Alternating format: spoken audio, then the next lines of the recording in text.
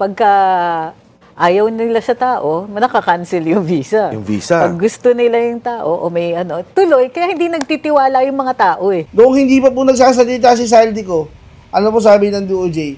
Wala pong task force ang gobyerno, ang administrasyon, walang task force na naghahanap kay Saldico. Ngayon mga kabayan, na nagsalita na po si Saldico at pinangalanan si Bongbong at si Romualdez. Aba, putsang gala, di ba? Ang bihis kumilos. Ang bihis kumilos nito ni, ni Bonjing Remulla. Kasi napangalanan na si Pinsan eh. At napangalanan na rin si Bongbong. Dapat lahat gumalaw na. Pero nung hindi pa pinapangalanan, para kayong, diba, tulad ng lagi ko sinasabi, para kayong tinutunugan nyo sa pansitan eh. Ginagawang iengot yung mga tao. Ayun, hindi ka lang makapalag. Bakit? Sila nasa taong gobyerno, isipin mo. Magsasabi ka lang ng Marcos resign, inciting to sedition na. Itong magkapatid na Remulla na to, magkapatid na Ogag eh. Talagang bendalo eh. At yun nga mga kabayan, ano ngang masasabi niyo po dito sa balita na kung saan sinasabi po ni Ramon Tulfo, mga kabayan, Ramon Tulfo, na meron daw pong 50 million pesos ang PCO na pambayad umano sa mga pro-Marcos vloggers. Pero ito nga daw po ay nawala. At ito ang naging dahilan ng pagkakatanggal noon ni PCO Secretary J. Ruiz. At bago nga po tayo pumunta sa balitang yan, huwag nyo nga pong kalimutang i-hit and like at subscribe button para updated ka sa mga uploads ko araw-araw. Ito muna, unahin po muna natin. Ito pong balita na kung saan ito daw pong si Secretary Bonoan hinayaan pong makatakas paalis ng ating bansa. Mantakin mo mga kabayan, ito pong si Bonoan napag-alaman na isa rin po sa mga kumikikbak pala dito sa pera ng taong bayan. Dati po itong DPWH secretary Kaya po pala siguro, CG ang hingi po nito na magpadagdag ng pondo. Ito ng mga ating Pangulo, mga kabayan, sige naman po ang dagdag. Di po ba? Ito po mga kabayan, pakinggan po natin yung balita patungkol po dyan ni Madam Trixie at ni Sir Congressman Mike Defensor. Part ng isang departamento na may pinakamalaking issue ng corruption, yung hepe niyan, pinabayaan yung umalis. Ito pa, sabi ng DOJ, may real-time monitoring sila ng paggamit ng passport. So, ewan ko sa'yo, do you think na may effect pa yan? Parang ang nilalabas, parang consuelo on the part of the DOJ. Di bale, na pinaalis namin, inalaw naming umalis kasi wala siyang whole departure, hindi siya nasa watch list. Yes. Ngayon, belatedly, ginawan na siya ng immigration lookout bulletin. Yes. Nakaalis na siya. So, Yes. imo-monitor daw yung passport niya wherever Yes. yan magamit. Yes. Well, So, ako naman okay, sinabi nyo, may real-time monitoring kami. Ang tanong, nasan si Saldico? Oo nga. Di ba? Babalik tayo dun kasi... Tama nga naman, mga kabayan. Kung ang dinadahilan ng DOJ, kaya nila pinayagang umalis. Ito pong si Bonoan, namomonitor naman daw kung saan pupunta. Nasaan si Saldico? Kung kaya-kaya nyo i-monitor yung passport, di sana alam nyo kung nasaan si Saldico. Di po ba? Mantakin mo, hinayaan lang po ng DOJ, makaalis itong si Bonoan. Siya pa, kumbaga siya dito, isa siya sa mga primary suspect Dahil siya yung head ng DPWH na kung saan, doon pinasok yung trilyon na ninakaw ng gobyernong ito. Hinayaan lang mo makalis Bakit? Baka kumanta? Di po natin alam. Pero ang dyan, ang alam po natin, hinayaan pong makaalis ng bansa. Tulad ng ginawa kay Saldico. Ngayon sasabihin ninyo, kaya nyo i-monitor. Si Saldico nga, hindi nyo mahanap Tama naman po siya sabi ni Sir Mike. Diba? Pagmamalaki nyo na mamamonitor nyo, hindi nyo nga mahanap si Saldico. Di ba? Kaya kasi nitong mga taong nasa gobyerno, bobo ang taong bayan Ba't ba kayo ganyan? Kala nyo ba kayo lang yung matatalino? Kala nyo ba yung mga pinagagawa nyo hindi naiisip ng mga ordinaryong tao? Mga ordinaryong Pilipino? Kung naiisip nyo na bobo ang mga Pilipino, mas bobo po kayo. Yun naman ang experience natin. At least yun ang Correct. nakikita ng mga Pilipino. Ito nga, na madalas sinasabi ng pangalan. Sinabi na ni Bernardo, sinabi na ni Alcantara, sinabi ni Diskaya, sinabi ni Gutesa. Wala eh. Hindi Wala, naman nila wala pa mapauwi. rin, oo. Di ba? So, napaghahalataan. Pagka ayaw nila sa tao, nakakancel yung visa. Yung visa. Pag gusto nila yung tao, o may tuloy, kaya hindi nagtitiwala yung mga tao eh. Oo. Dito na sa mga... Tama, di ba? Tama po yun. Di ba? Kapag kaalyado po nila, example na nga po dyan si Saldico eh. Noong hindi pa po nagsasalita si Saldico, ano po sabi ng DOJ? Wala pong task force ang gobyerno, ang administrasyon, walang task force na naghahanap kay Saldico. Ngayon mga kabayan, na nagsalita na po si Saldico at pinangalanan si Bongbong at si Romualdez, aba, putsang gala, di ba? Ang bihis kumilos. Ang bihis kumilos nito ni, ni Bonjing Remulla. Di po ba?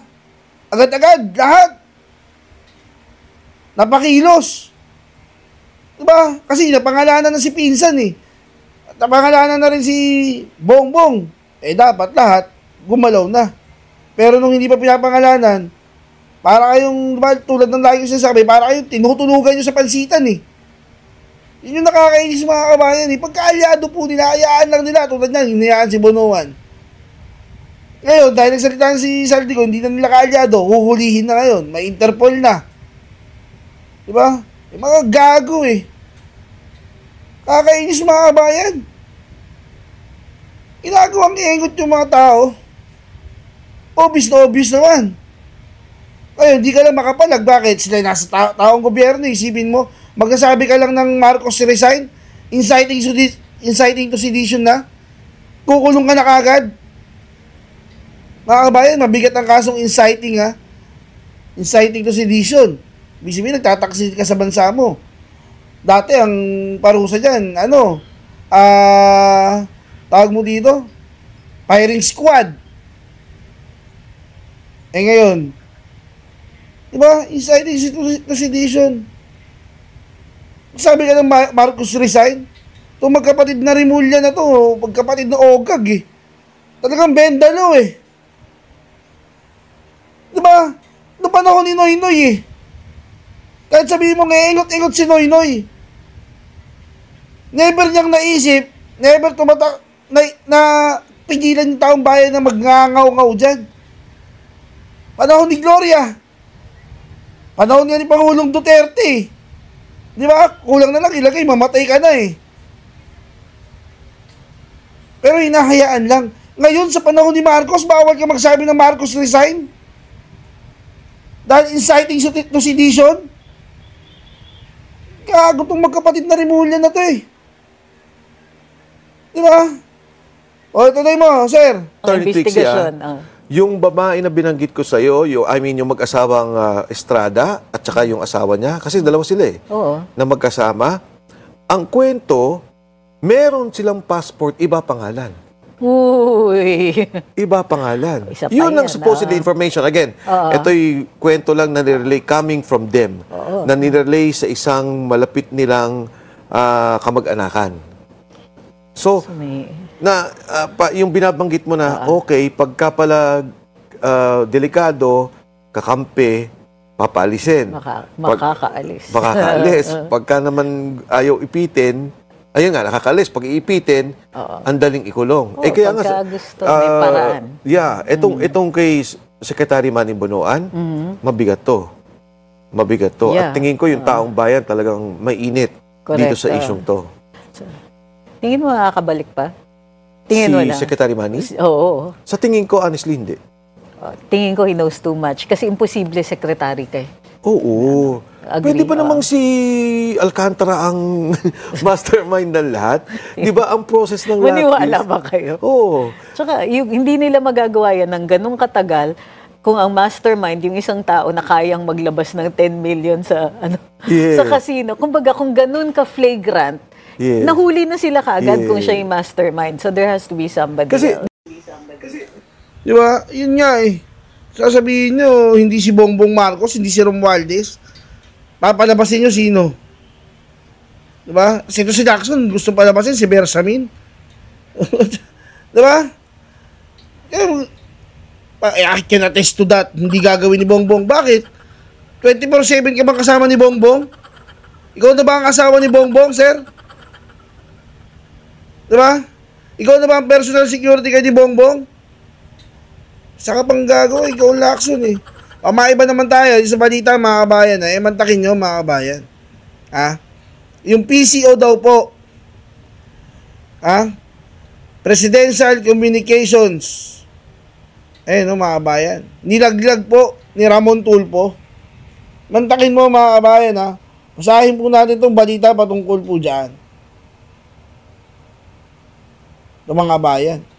Nag-viral ang bagong pasabog ng columnist at broadcaster na si Ramon Tulfo matapos niyang ibunyag sa kanyang Facebook page ang umano'y pagkawala ng 50 million sa vault ng Presidential Communications Office o PCO. Pera na anya'y nakalaan sana bilang pambayad sa mga pro-Marcos vloggers at influencers. O sino po yan? Si Sangkay, di ba mga bayan? Kasama dyan si Sangkay, si Coach, ano yung pangalan nun? Kasi yung Coach na isa. O, di ba? O ayon kay Tulfo, isang Tweety Bird sa loob ng PCO ang nagbulong sa kanya na ang pagkawala ng salapi ang tunay na dahilan kung bakit sinibak si dating PCO Secretary J. Ruiz. Lumabas na natanggal si dating Secretary J. Ruiz ng Presidential Communication Office dahil nawala niya ang 50 million sa kanyang vault. Hindi umano may paliwanag ng source kung bakit may ganoong kalaking cash na nakatago sa opisina ng gobyerno.